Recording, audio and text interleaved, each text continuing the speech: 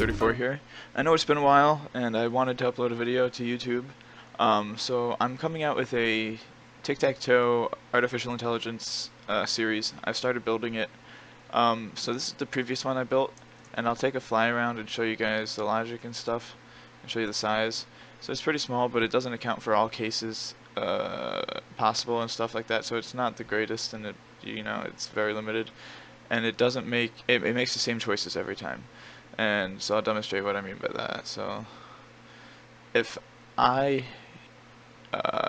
go to the middle, I'll show you what I mean. It always goes to the top left. I'll clear it again. Show you that if I go to the middle, it goes to the top left. And it will always go to the top left if you go to the middle. So that's not very cool. It just keeps doing the same thing over and over and over again. Let's say I go anywhere but the middle, it will always go to the middle first. Let's say I go up there. Or hell yeah, better yet. Let's do this. And then we can go.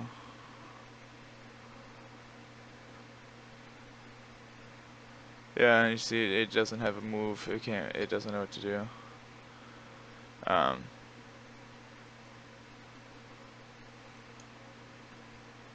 If I go middle, it goes there. I can block its two in a row.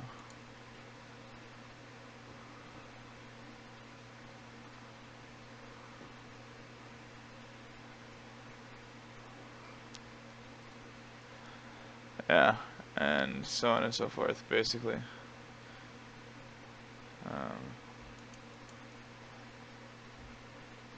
Yep, it plays through for some cases. So but it'll do the same game every time essentially, because it limits you to certain spots every time because of where it goes. So it's not that great. So then what I did is I copied it, pasted it over here, and I started dissecting it part for part. And here's a screen cell, and I'll go back to this later. I don't really want to show you too much of it now. And here, then you put the screen together, and you hook up the wiring the way you need to. And I'll go over this more intricately as we build it for the tutorial. And I have it staged up like this in steps. And here's what I'm working on now. And I'll show this to you guys right now. So if I go to the middle, it will go randomly to any other spot.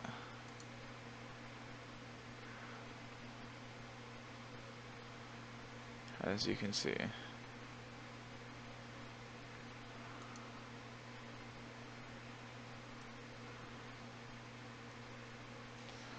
So you get a different starting position each time by the AI when you do that. The randomizer that randomly picks between one of the 8 spots is right here. And so I decided to make it 4-bit instead of 3-bit, because 3-bit would have worked. It would have been 0 through 7, and that's 8 outputs, And that would have covered all 8 spots besides the middle. There's 9 spots on the board. I wanted all 8 spots, which makes the square around, because the X is already in the middle. But I decided to go with 4-bit because it generally tends to be a little less buggy, I feel like. So I just I randomly overlapped each one. So each of one of the 8 spots that it can go into has 2 randomized inputs going in. Like, for instance, it might have 15 and it might have 12 going in, And then some other one might be wired up the same way with 2 different other ones, And because it's 0 through 16, or 0 through 15, which is 16 digits, which is twice of 8, 2 times 8. Anyway, just showing you some of the busing. I'm trying to clean it up to make it look a little more clear, make the busing easier.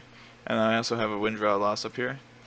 That's what that stands for, but I'm trying to make it so that you could never win. I want the AI to only be able to draw, always come to a draw, or make the player lose. And So I'm hoping I don't even have to ever hook up lights to that. And just leave it up there for people to get their hopes up. That's the goal for this AI, is to make it kind of unbeatable. And I have quite a few pages of flowcharts kind of saying if this, do this, if that, do that, you know. Kind of mapping out each certain possibility. There's a lot to kind of figure out, so you have to limit the AI in certain ways. And here, this is another thing here, is on the reset. I have an RS NOR here that's timed for that, like 1, 2, 3, 4, 5, 6 repeaters, and then I have the clock circuit here that'll blink a 4-tick pulse every 4 seconds, or every 4 ticks. So it blinks 1, 2, 3, 4, 5, 6 times, because that's how much delay I have.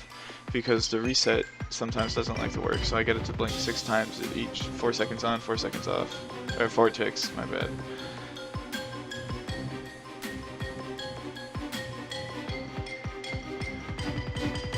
And yeah, so I'm gonna eventually be building a tutorial on this, but first I'm going to start with the cell and show you guys how to put that into the screen like that, and hook up this wiring bus thing to get it to actually take your input, and then we'll probably end on that for like the first or second tutorial video. Then we'll come into the first logic part where we get this done, the first stage of the AI. The AI kind of works in stages of breaking down how the game has progressed over time, and at the very end will be the wind detection, which will then be bussed back. And I'm hoping to keep it very modular and kind of like sessioned off, so you can see each individual stage kind of uniquely.